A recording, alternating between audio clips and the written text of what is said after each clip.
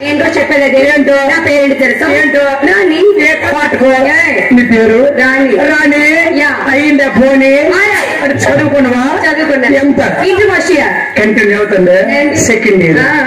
రాణి రంగంలోకి దిగింది అనుకో రఫ్ ఆడించేస్తారు ఏంటి ఎంత మంది ముందు నాకు రఫ్ ఆడించేది వాళ్ళ మీద పతివరే తాడితే తరమనే స్వరం తెల్లరా సల్లారులే ఆ నూరు కొంత తీసిందా నమ్మ నేనంటే పతితో ఒకటి పందరేస్తే కళ్ళు తోస్తుందట మరి డాడెన్స్ గట్టి పోతాడు కొయ్యలు ఇలాంటి మగవాడు వాళ్ళ ఇలాంటి ఆడదయ్యా మొగ మీద కోపం కడపలు పడుకోడు కోకొచ్చి పక్కన పడుకోడితే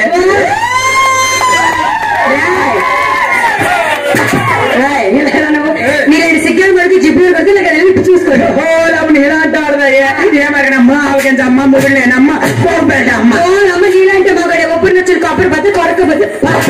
అది మొదటి పథకాల పరక్కడ కోరిక నీలాంటి మగడే నీలాంటి ఆడదయ్యా 20 రూపాయలు నీతిలో తాలింపు వేస్తే పెడకంటుకో లోపల పెడకంటుకున్నాడు మీకు ఏమైనా అర్థమైందా అర్థమవు వెళ్తే చెప్తారు వెళ్తే చెప్పరా చెప్పు చెప్పు నీలాంటి 20 రూపాయలు వీధిలో తాలింపు వేసిందా వేస్తే ఆ తాలింపు పవర్కి ముందే తడక అంటుకుంది ఈ తడక మీద ఏముంటది